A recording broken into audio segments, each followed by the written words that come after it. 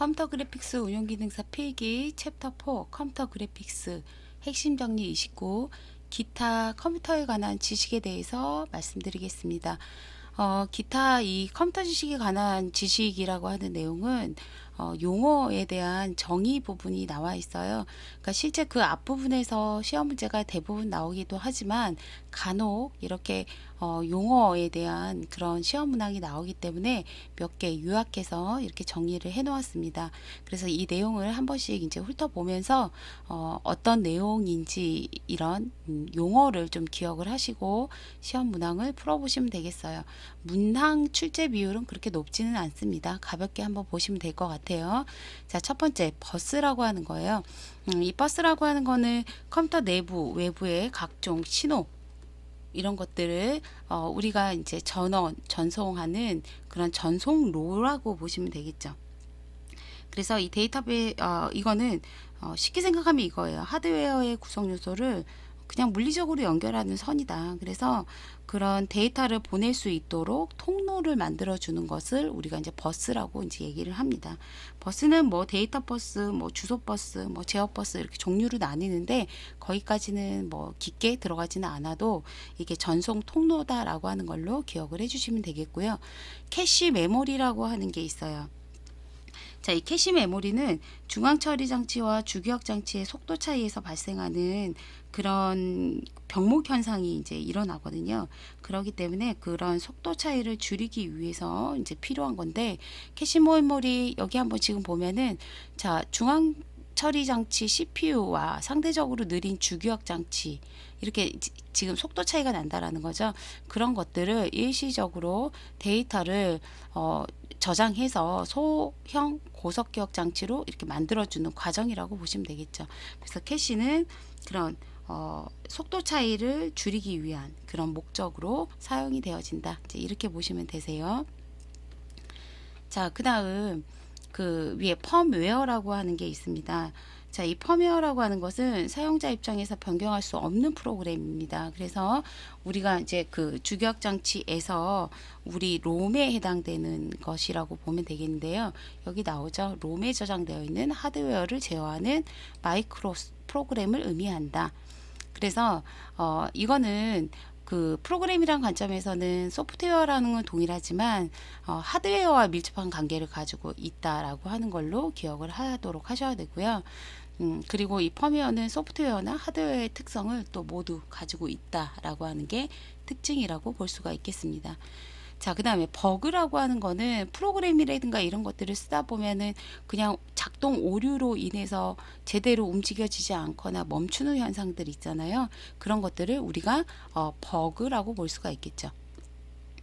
자, 그 다음에 버추얼 리얼리티라고 하는 가상연실 VR이라고 하는 거죠. 자, 이런 것들은 3차원에서 표현되는 것으로 우리가 요즘에는 뭐 게임이라든가 아니면은 뭐 이런 조종이라든가 의학 이런 것에서 실제 상황과 유사하게 훈련하기 위해서 사용하는 개발되어진 그런 뭐 어떤 시스템이라고 보시면 되고요. 그 다음에 가상현실이라고 우리가 이제 얘기를 많이 하잖아요. 실제와 같이 체험할 수 있도록 하는 것을 VR이라고 한다. 자, 그 다음 백업이라고 하는 것은 우리가 이제 데이터 같은 것들을 이제 뭐 저장을 하지만 그 저장한 것들이 사고가 나거나 문제가 생겼을 경우에 휘발되는 가능성들이 있기 때문에 그런 것들을 다른 장소에다가 보관하고 우리가 이제 옮겨 놓는 작업을 하잖아요. 그것을 뭐라고 하죠? 백업이라고 얘기를 하죠. 자, 그 다음에 스풀이라고 하는 거는 프린터 얘기할 때도 말씀을 드렸었는데요. 특히 그렇게 중앙처리 CPU 장치랑 입출력 장치의 속도 차이가 발생이 되겠죠. 그랬을 때 그런 작업의 효율성을 향상시키기 위해서 우리가 입력 장치에 대한 그 스풀을 입력 스플링이라고 하는데 그 입력 스플링 기능을 수행을 해서 우리가 빠르게 데이터를 처리해서 내보내는 그런 기능이라고 보시면 되겠습니다. 자, 그 다음에 바코드라고 하는 거는 우리가 뭐 제품이라든가 이런 것들 살 때 이제 많이 보셔서 아시겠지만 QR도 아시죠?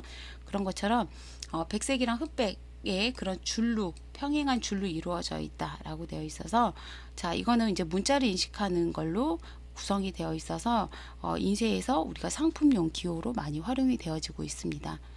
자, 그 다음에 이제 어셈블러라고 하는 거, 이거는 이제 우리가 프로그램 기계어 언어라고 얘기를 하죠. 자, 그 다음에 컴파일러 한번 보시죠. 컴파일러라고 하는 것은 우리가 포트란이나 코볼 이런 것 등에서 사용하는 고수준의 언어, 고급 언어라고 보시면 되세요. 어셈블러는 저급 언어라고 얘기를 하거든요. 그래서 어셈블러, 뭐 컴파일러, 그러면 저급 언어다, 고급 언어다 라고 해서, 저급 언어라고 해서 뭐 그 저급, 그냥 이렇게 저급이라고 생각하지 마시고 해독이 어려운 그런 언어다 라고 생각을 하시면 되겠고, 컴파일러라고 하는 것은 그런 원시 코드를 지금 보시는 것처럼 목적에 맞는 그런 코드로 번역하는 프로그램이다 라고 그렇게 이해를 하시면 되겠습니다. 자, 그 다음에 디버깅이라고 하는 게 있어요. 디버깅이라고 하는 것은 밝혀진 결함을 분리시켜서 그 다음에 정정하는 과정이다 라고 되어 있어서요. 우리가 그 결함이라든가 이런 것들을 수정하는데 성공적으로 그것들을 실행하기 위해서는 고숙련된 문제 해결 기술이 필요로 하는데, 이때 이 수정 방법으로는 귀납법, 연역법, 그 다음에 역행법 등을 이용을 해서 정정시켜 나가는 그런 과정을 우리가 디버깅이라고 이제 볼 수가 있겠습니다. 자, 그 다음에 GUI, 우리가 UI, UX라고 하는 거 많이 들어보셨는데요. UI는 유저 인터페이스입니다. 그러니까 사용자의 환경이라고 보시면 되겠죠.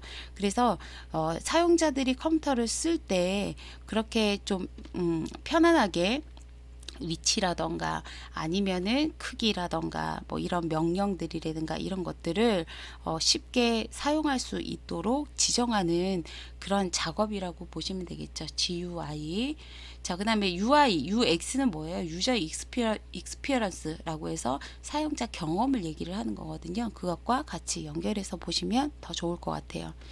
자, 그 다음에 인공지능 AI라고 해서 우리가 인간의 학습 능력을 또 그런 것들을 데이터들을 프로그램으로 계속 빅데이터를 축적을 해서 그것들을 컴퓨터가 할 수 있도록 실현할 수 있도록 만들어주는 걸 우리가 인공지능이라고 얘기를 하죠.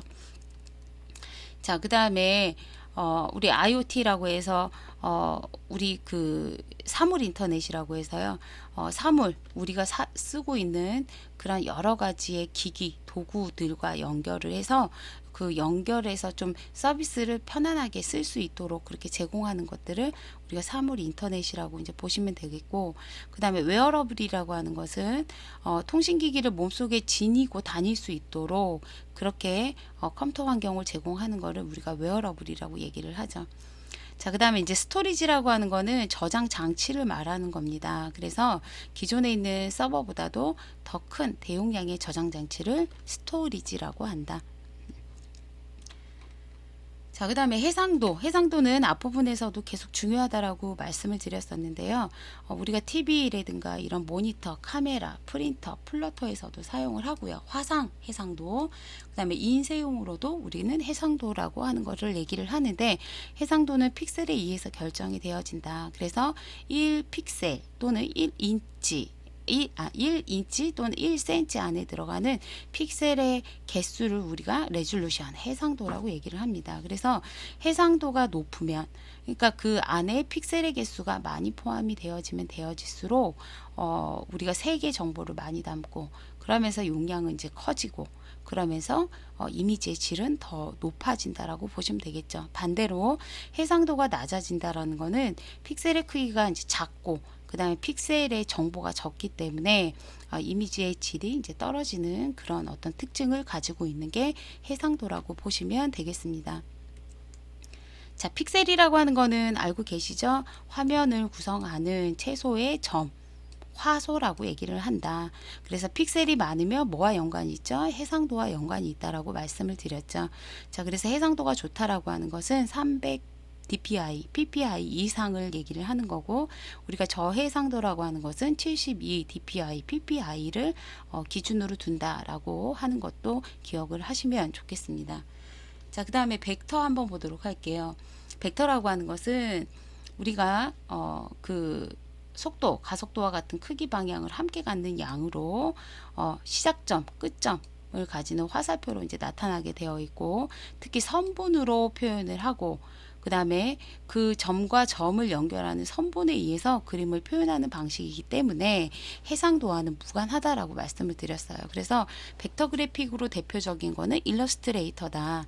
그래서 그런 것들은 로고나 마크, 캐릭터 이런 것들을 제작을 했을 때 축소나 확대를 해도 깨짐 현상이나 이런 것들은 전혀 없다라고 하는 게 가장 큰 특징이었죠. 자, 그것들을 기억을 해주시면 되겠습니다. 자, 베지어 곡선이라고 하는 것은 우리가 이런 벡터 방식에서 특히 일러스트레이터를 제가 이제 말씀을 드렸는데요. 펜 툴이라고 하는 걸 사용을 하죠. 그랬을 때 두 개의 점이 있고 그 두 개의 점에서 이런 직선의 세그먼트가 있다. 근데 곡선을 표시하기 전에는 이런 조절점, 조절선이라고 하는 이런 베지어 곡선이라고 하는 것으로 가지고 내가 이런 곡선의 모양, 방향 이런 것들을 정해줄 수가 있거든요. 이것들을 베지어 곡선이라고 보시면 되겠습니다. 자, 캘리브레이션이라고 하는 것은 색상차, 그러니까 모니터의 색상차, 출력물의 색상차를 최대한 가깝게 조절하는 장치이다. 캘리브레이션. 개멋이라고 하는 것은 뭐라고 했죠? 컬러 표현 범위라고 그랬어요. 그래서 컬러 표현 범위가 가장 높은 게 뭐라고 그랬어요? 우리 LAB라고 했잖아요. 그죠? LAB. 자, 그 다음에는 또 뭐가 있다라고 그랬죠? 그 다음이 RGB라고 그랬고요. 아이고, RGB. 자, 그 다음에 뭐라고 그랬죠? CMYK라고 그랬죠? 그래서 요거 컬러 범위 영역의 크기 이것들 기억을 해 주셔야 되겠고, 자, 그리드라고 하는 것은 우리가 편집 프로그램을 사용을 할 때, 그래픽 제작을 할 때 많이 사용을 하는데요. 그물이라는 뜻을 가지고 있습니다. 격자의 의미를 가지고 있고요. 정확한 크기나 위치를 갖도록 해서 전체적으로 일관적인 포맷, 형식, 레이아웃을 만들어 주기 위해서 사용하는 것을 그리드라고 할 수가 있겠습니다. 자, 모아레 현상이라고 하는 것은 그 전 차시에 말씀을 드렸었는데요. 우리가 이런 CMYK라고 하는 그런 망점, 점을 찍어서 인쇄를 하게 되어 있는데 그런 스크린 각도가 제가 그랬어요. 0도, 15도, 45도, 75도를 갖게 되어 있는데 그 각도가 맞지 않으면 그죠? 그게 핀트가 안 맞으면은 물결 현상이 생길 수 있다라고 그랬거든요. 그걸 모아레 현상이라고 보시면 되겠고요. 자, 디더링이라고 하는 것은 우리가 색상수가 부족해서 특정 색, 그러니까 좀 더 그 사이에 자연스러운 그런 색을 표시할 수 없을 경우에 그 표시할 수 있는 색상들의 화소를 모두 모아서 되도록이면 비슷한 색상을 만들어내는 거. 그러니까 디더링이라고 하는 것들을 체크를 하게 되면은 좀 더 부드러운 색감을 표현을 할 수 있다. 이렇게 알고 계시면 되겠습니다. 자, 그 다음에 마스터 페이지라고 있어요. 자, 이거는 우리가 인디자인이나 쿼기나 이런 편집 프로그램에서 이제 보실 수가 있겠는데요. 특히 편집을 할 때 레이아웃을 우리가 이제 잡을 때 기본적으로 여백을 설정을 하거나 아니면 페이지 설정을 하거나 이런 전체적인 그런 규칙을 만들어내야 되거든요. 그런 규칙을 만들어 놓은 템플릿을 우리가 마스터 페이지라고 볼 수가 있겠죠. 자, 그 다음에 포토샵이나 일러스트레이터 이런 그래픽 프로그램에는 레이어라고 하는 게 있습니다. 이 레이어는 투명한 도면이라고 해서요.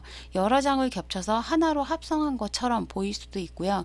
각각의 레이어들을 선택을 해서 수정을 할 수 있는 게 가장 큰 특징이라고 볼 수가 있겠죠. 그래서 레이어, 특히 포토샵에서 많이 활용되어지는 그런 명령이라고 보시면 되겠고요.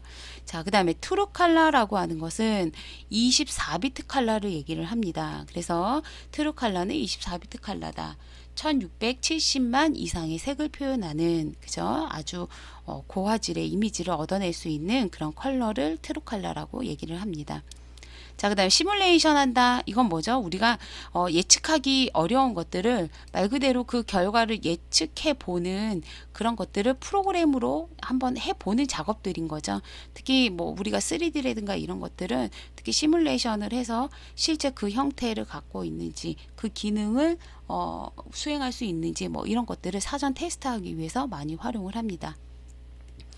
자, 레스터라이징이라고 하는 것은 벡터 방식의 이미지를 비트맵으로 전환해 주는 거예요. 그래서 픽셀화 시켜주는 작업이라고 생각을 하시면 되겠죠. 레스터라이징은 뭐 한다? 픽셀화 시켜준다. 그냥 이렇게 픽셀화. 자, 그 다음에 가상 메모리가 있어요. 가상 메모리. 가상 메모리라고 하는 거는 실제 사용되어지는 이렇게 메모리가 내장되어 있잖아요. 그죠? 근데 더 필요한 경우에 그 하드디스크의 일부분을 메모리처럼 사용하는 것들을 우리가 가상 메모리라고 할 수가 있겠죠. 자, 그 다음에 매핑이라고 하는 거는 질감을 입혀주는 과정이다라고 그 애니메이션 할 때 말씀을 드렸었는데요. 질감 처리 방법을 얘기를 하고, 특히 우리가 3D 입체에다가 뭐를 입혀주는 작업이다? 표면에 2D 이미지를 씌워주는 작업인 거죠. 이게 질감을 입혀주는 작업, 매핑.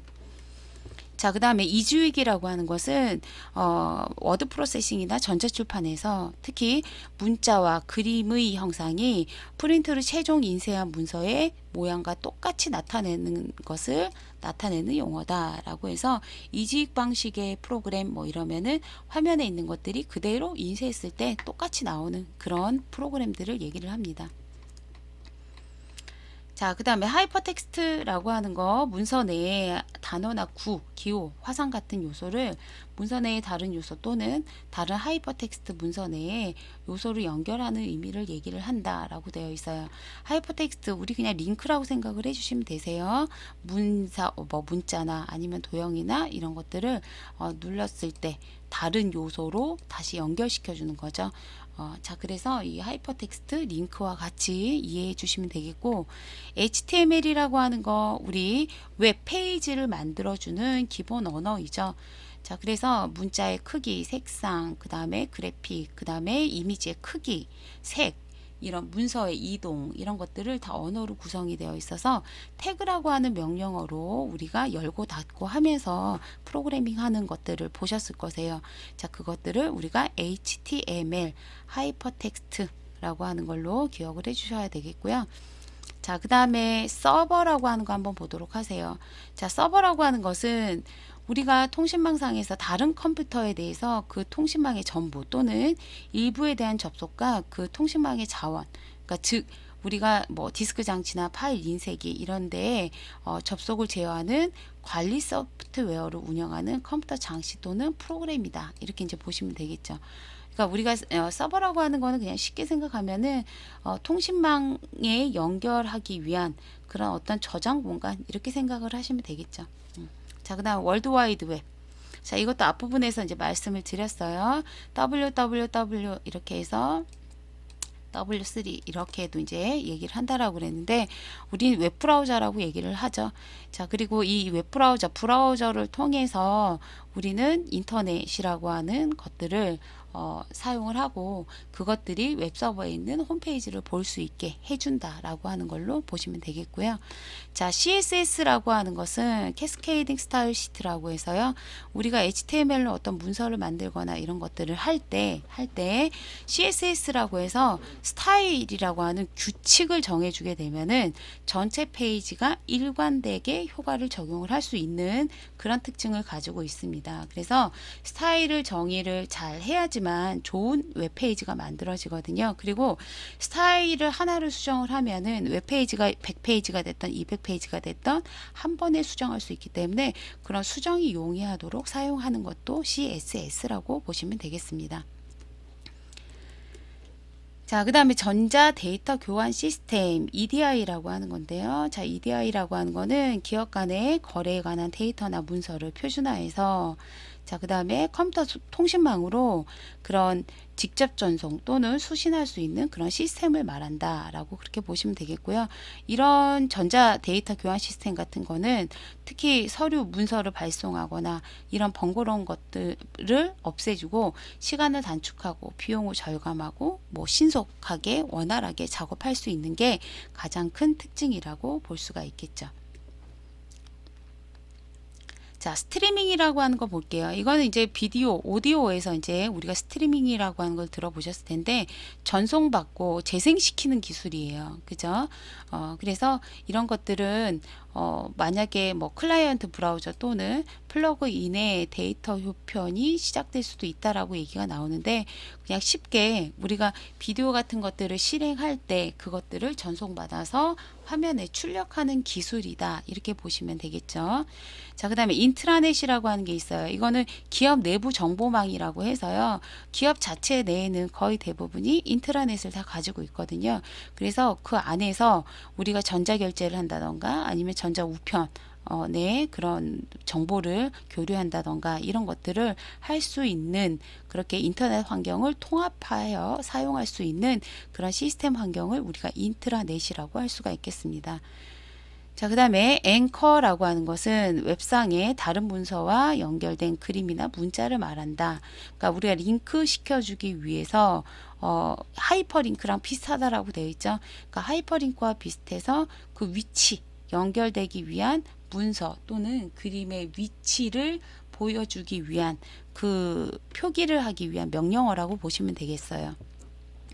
자, 그 다음에 쿠키라고 하는 것은 자, 우리가 인터넷을 사용하는 사람들은 인터넷을 서버를 사용을 하고 접속하는 정보들은 다 저장을 하고 있거든요. 컴퓨터가. 그래서 매번 접속할 때마다 비번이나 아이디 이런 것들 지금 입력하지 않고 자동으로 로그인할 수 있는 시스템 구글에서 저도 많이 사용하고 있는데 그런 것들은 쿠키의 기록을 남겨 놓음으로써 자동 접속이 되게끔 할 수 있는 그런 기능이라고 보시면 되겠죠.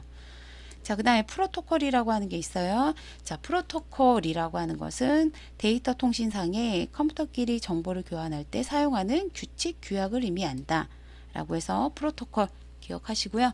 자, 링크는 연결이라고 했죠. 문서와의 연결, 프로그램과의 연결이라고 하는 거, 아니면은 웹사이트와의 연결, 이런 것들도 다 링크에 포함이 된다. 연결이라고 하는 걸로 기억을 해주시면 돼요. 자, 그 다음에 네트워크의 범위와 연결이라고 해서 우리가 근거리냐 또는 원거리냐 라고 하는 걸로 먼저 구분만 해서 보시면 될 것 같아요. 그래서 로컬 에어리어냐 LAN 아니면 와이드 에어리어냐 WAN, 그죠? 자, 이 두 개로 구분을 하시고 그 외에 이제 도시통신망이라든가 부가가치 통신망이라고 하는 요 용어로 위주로 보시면 되겠습니다. 그래서 요 두 가지 집중적으로 한 번만 더 보시면 되겠고요. 자, 그 다음에 라우터라고 하는 것은 우리가 통신망에서 트래픽 흐름 경로를 결정하고 메시지를 빠르게 처리하기 위한 그런 중계 장치다라고 보시면 되겠죠. 자, 그래서 이 라우터로 가지고 속도가 결정이 된다, 흐름을 결정하는 그런 어떤 장치가 된다라고 그렇게 보시면 되겠고, 유비쿼터스라고 하는 거 들어보신 적 있으실 거세요. 자, 유비쿼터스라고 하는 것은 언제 어디서나 뭐 누구나 기기가 정보를 주고받을 수 있는 환경을 의미를 하는데 최근에는 어때요? 홈네트워크, UCT 이런 곳에서 우리가 활용이 되어지고 있죠. 자, 그 다음에 대시보드라고 하는 것은 한 화면에 우리가 여러 종류의 웹 기반 콘텐츠를 재사용할 수 있도록 구성을 하고, 그리고 문서, 웹페이지, 메시징, 미디어 파일 등 다양한 콘텐츠를 집중적으로 관리할 수 있도록 하는 그런 사용자 인터페이스다, 이렇게 이제 보시면 되겠습니다. 자, 그 다음 해시태그라고 하는 거 우리 샵 해가지고 우리 뭐 페이스북이나 아니면은 인스타그램이나 이런 곳에서 핵심어를 검색할 수 있도록 우리가 이 앞에 샵을 많이 달아주잖아요. 그것들처럼 메타데이터의 한 데이터로 형태로 해시태그, 샵 이렇게 연결해서 기억해 주시면 되고요. 자, 우리가 SSL이라고 하는 것은 그 월드와이드웹 www의 그런 브라우저와 웹 서버 간의 데이터를 안전하게 주고받기 위한 그런 표준 프로토콜이 SSL이다 라고 하는 그런 용어까지 보시면 돼요. 지금까지 이런 용어들을 많이 설명을 드렸는데요. 그 외에도 정말 많은 용어들이 있겠죠. 그래서 이것들은 실제 시험을 볼 때 다른 용어들이 나온다라고 하면은 이건 이제 내가 알고 있는 상식 선 안에서 풀어봐야 되는 그런 이제 문제라고 보시면 되겠어요. 그래서 여기에 이제 몇 가지 나오지는 않았지만 그래도 자주 그래도 우리가 쓰고 보고 하는 그런 이제 용어들이니까요. 한 번씩 훑어보시고, 역시 이것도 기출문제를 잘 보셔야 될 것 같아요. 기출문제에서 어떤 유형이 많이 나왔는가 이제 그런 것들을 확인해 보시면 중요한 것들 몇 가지가 눈에 보이실 겁니다. 그래서 이 용어는 여기까지만 설명을 하고요. 기출문제 풀어보시면서 정리하시기 바랍니다. 자, 여기까지 컴퓨터 그래픽 운용기능사 필기 챕터 4 컴퓨터 그래픽스에 대해서 설명해 드렸습니다.